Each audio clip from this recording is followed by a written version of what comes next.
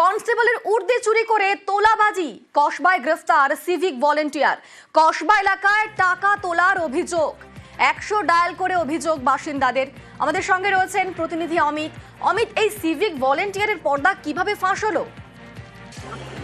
দেখো, 100 লালবাজারের কাছে লালবাজার জানানো হয়েছিল যে কসবা এলাকাতে একজন কনস্টেবলের পোশাক পরে ঝামেলা করছে এবং টাকা তোলার বা টাকা দাবি করছে। এবং এই ফোন পাওয়ার পরেই লালবাজারের তরফে অ্যালার্ট করা হয় কসবা থানাকে, এবং কসবা থানার পুলিশ ওই রাতেই পৌঁছে গেছিল ঘটনাস্থলে। সেখান থেকেই এই মিরাজ সিং নামে তাকে প্রথমে আটক করে থানায় নিয়ে আসা হয়। তারপরে জানা যায় তিনি সিভিক ভলেন্টিয়ার, প্রগতি ময়দান থানায় কর্মরত এবং তিনি সেখান থেকে কনস্টেবলের পোশাক চুরি করে সেই পোশাক পরে কসবা থানা এলাকায় এসে ঝামেলা করছিলেন এবং কি মদ্যপ অবস্থা ছিল এমনটা কিন্তু পুলিশ দাবি। সেক্ষেত্রে ইতিমধ্যে তাকে গ্রেপ্তার করা হয়েছে, তাকে আজকে আলিপুর আদালতে পেশ করা হবে এবং একই সঙ্গে তার বিরুদ্ধে বিভাগীয় পদক্ষেপ নেওয়া হচ্ছে লালবাজার তরফে, এমনটা জানা যাচ্ছে।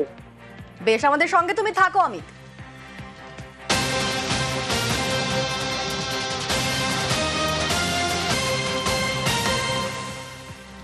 পুলিশ পিটিয়ে জালে 3। মঙ্গলবার কলকাতায় আক্রান্ত পুলিশ সার্জেন্ট। রাতে নাকার সময় বেপরোয়া গতির গাড়ি আটকানোর জের।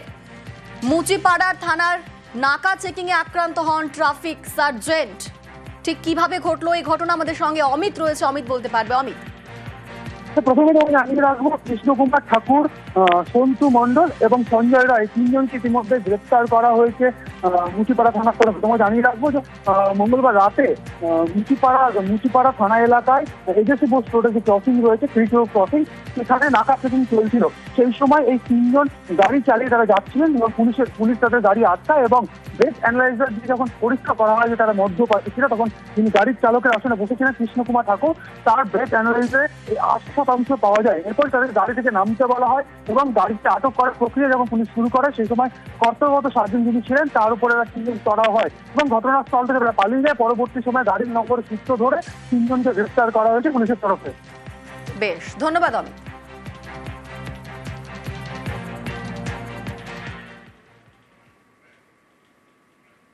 জগৎবল্লভপুরের দোকানে চুরির ঘটনা। দোকান থেকে চুরি প্রচুর সামগ্রী, কয়েক লক্ষ টাকার সামগ্রী চুরির অভিযোগ উঠছে। আর সিসি ক্যামেরায় চুরির ছবি ধরা পড়েছে। আপনাদের সেই সিসি ক্যামেরার ফুটেজ দেখাবো। দোকানের পেছনের জানলা কেটে লুট, দেখুন সেই সিসি ক্যামেরার ফুটেজ আপনাদের দেখাচ্ছি। জগৎবল্লভপুরের দোকান, সেই দোকানেই চুরির অভিযোগ উঠছে। দোকানের পেছনের জানলা কেটে লুট করা হয়েছে। যে ছবি আপনাদের দেখাচ্ছি, জগৎবল্লভপুরের এক দোকান, আর সেখান থেকেই চুরির অভিযোগ উঠছে। ইতিমধ্যেই সিসি ক্যামেরার ফুটেজ হাতে এসেছে। আমাদের সঙ্গে দেবাশিস রয়েছে। দেবাশিস, এই চুরির কোনো কিনারা করতে পারলো পুলিশ? কারা এই চুরি করেছে?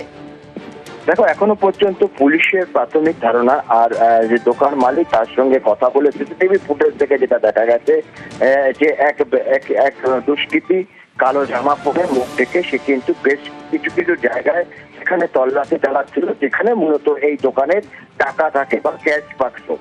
এই জায়গার হদিশ পেল কি করেছে, ফলে সেটা নিয়ে সন্দেহ বাড়ছে যে তাহলে কি কোনো প্রাক্তন কর্মী এর সঙ্গে যুক্ত দোকানে, সেটাই খতিয়ে দেখা হচ্ছে। তবে এখনো পর্যন্ত চোরেরা কেউ শনাক্ত হয়নি।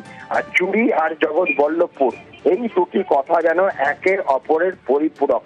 কারণ প্রতি মাসে অন্তত 3 থেকে 4টি বড়সড় চুরির ঘটনা ঘটে, যেখানে হয়তো কখনো কখনো একজন ধরা পড়লো, বেশিরভাগ ক্ষেত্রেই কিন্তু চোরের নাগাল পায় না পুলিশ। আর এক্ষেত্রে কিন্তু সিসিটিভি ফুটেজ হাতে পাওয়ার পরেও কার্যত এখনো পর্যন্ত অন্ধকারে পুলিশ এখন পর্যন্ত কাউকে শনাক্ত করতে পারেনি। গতকাল রাত 1:30 নাগাদ এই দোকানে একেবারে পিছনের দিকে যে জানলা, সেই জানলা গ্যাস কাটার দিয়ে কেটে তারপর সেখানে প্রবেশ করে প্রায় লক্ষাধিক তার জিনিসপত্র সামগ্রী চুরি করে চম্পট দেয় দুষ্কৃতী দল। বেশ, ধন্যবাদ দেবাশিস। দোকানে যাবতীয় মাল আছে, পেছন সাইড দিয়ে ব্যাক সাইড দিয়ে ঢুকেছিল, ঢুকে জানলা কেটে মাল নিয়ে গেছে। রাত 1:30 নাগাদ হয়েছে।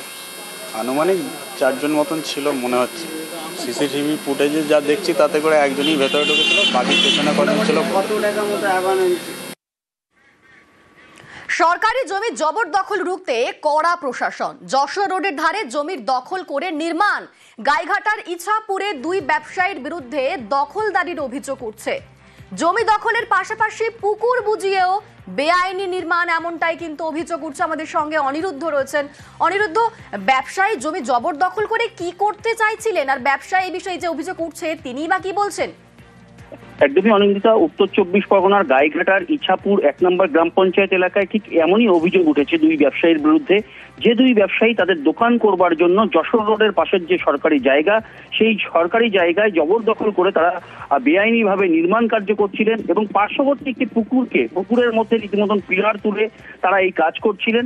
সেই খবর স্থানীয় সূত্র থেকে যখন পঞ্চায়েতের কাছে অভিযোগ যায়, পঞ্চায়েতের তরফ থেকে কিন্তু ইতিমধ্যেই ব্যবস্থা নেওয়া হয়েছে। পঞ্চায়েতের তরফ থেকে এই দুই ব্যবসায়ীকে নোটিশ দিয়ে এই নির্মাণ কার্য বন্ধ করবার জন্য নোটিশ ধরানো হয়েছে এবং তারা জানিয়েছেন পঞ্চায়েতের তরফ থেকে যে এই ধরনের বেআইনি কাজ রুখবার জন্য তারা সচেষ্ট রয়েছে এবং পার্শ্ববর্তী একজনও এরকম বেআইনি নির্মাণ কার্য করছেন, তার বিরুদ্ধেও ব্যবস্থা নেওয়া হবে বলে প্রশাসনের তরফ থেকে অর্থাৎ পঞ্চায়েতের তরফ থেকে জানানো হয়েছে। যদিও ব্যবসায়ীরা জানিয়েছেন যেহেতু রাস্তার পাশের জায়গা জবরদখল করে নয়, সাধারণ মানুষ যেমন ভাবে করে তেমন ভাবেই করছেন। যদি সরকার নির্দেশ দেয় তাহলে তারা এই নির্মাণ কার্য ভেঙে দেবেন, তেমন কিন্তু দাবি করেছেন যারা নির্মাণ কার্য করছিলেন তারা। ধন্যবাদ। আমি দুজনের বিরুদ্ধে নোটিশ জারি করেছি।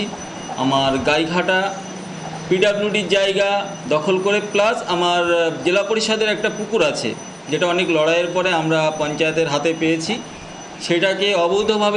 সেটাকে দখল করে অবৈধভাবে নির্মাণ কার্য করছে। প্লাস আমার ওইখানে যে পঞ্চায়েতের জেলা পরিষদের যে পুকুরটা রয়েছে, যেটা আমার বর্তমানে পঞ্চায়েতের আন্ডারে, ওটাকে পিলার করে পুকুরের উপর নির্মাণ করছে। নোটিশ দেওয়া হয়েছে পঞ্চায়েত থেকে। ওনারা বলল যে ওনাদের সরকারি যে পুকুরটা, ওই পুকুর দখল করছে, কিন্তু আদৌ না। এবার সবাই রাস্তার পাশে ঘর করছে, সেই হিসাবে আমিও ঘর করেছি। এবার যখন সরকার চাইবে ভেঙে দিতে তখন ভেঙে দেবে, এটাই স্বাভাবিক। ওষুধের দোকানে সরেজমিনে আধিকারিকরা। নবান্নের নির্দেশে ওষুধের দোকানে আধিকারিকরা। নিষিদ্ধ ওষুধের খোঁজে ওষুধের দোকানে পরিদর্শন। জেলায় জেলায় স্বাস্থ্য আধিকারিকদের পরিদর্শন। মুখ্য স্বাস্থ্য আধিকারিকদের নেতৃত্বে চলবে পরিদর্শন এবং 300 ওষুধের ক্ষেত্রে QR কোড পরীক্ষার নির্দেশ দেওয়া হয়েছে।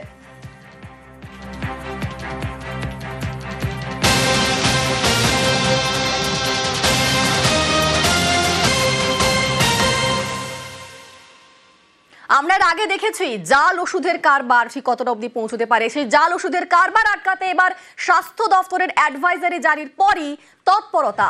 জেলায় জেলায় হোলসেলার্স অ্যাসোসিয়েশন, ব্যবসায়ী অ্যাসোসিয়েশনের সঙ্গে বৈঠক করবেন ড্রাগ কন্ট্রোলের অফিসারেরা। আর সেই বৈঠকে কি আলোচনা হতে পারে, কি নির্দেশ দেওয়া হতে পারে? আমাদের সঙ্গে সোমরাজ রয়েছেন, সোমরাজ বলতে পারবে। সোমরাজ, দেখো, গতকালই 6 দফা অ্যাডভাইজারি জারি করা হয়েছে রাজ্যের তরফে জাল ওষুধ আটকানোর জন্য। এই 6 দফা অ্যাডভাইজারি কিভাবে কার্যকরী হবে এবং কেন কার্যকরী করতে হবে তা নিয়ে বিশদে আলোচনা করা হবে। প্রতিটি জেলায় জেলায় ড্রাগ কন্ট্রোলের অফিসাররা তা আলোচনা করবে। বিভিন্ন জেলার যারা হোলসেলার অ্যাসোসিয়েশন রয়েছেন বা বিভিন্ন যারা ওষুধ ব্যবসায়ী রয়েছেন তাদের যা অ্যাসোসিয়েশন রয়েছে, সেই অ্যাসোসিয়েশনগুলির সঙ্গে বৈঠকে বসবেন ড্রাগ কন্ট্রোলের অফিসাররা। তুমি দেখতে পাচ্ছ যে সম্প্রতি একাধিক ওষুধ জাল হয়ে আসছে কলকাতায় এবং তারপরে ড্রাগ কন্ট্রোলের অফিসাররা তা বাজেয়াপ্ত করছে। একাধিক ওষুধ ইতিমধ্যেই নিষিদ্ধ করা হয়েছে। তাই এই অ্যাডভাইজারি কতটা কার্যকরী, কেন এই অ্যাডভাইজারি মানতে হবে তা নিয়ে বোঝানো হবে হোলসেলার অ্যাসোসিয়েশনদের এবং ব্যবসায়ীদের। সেই কারণেই ড্রাগ কন্ট্রোলের অফিসাররা এই বৈঠক করবেন হোলসেলার অ্যাসোসিয়েশনদের সঙ্গে, বিভিন্ন ব্যবসায়ীদের অ্যাসোসিয়েশনদের সঙ্গে। এই মর্মেই নবান্নের তরফে নির্দেশ দেওয়া হয়েছে স্বাস্থ্য দপ্তরকে বলেই সূত্র মারফত খবর। বেশ, ধন্যবাদ সোমরাজ।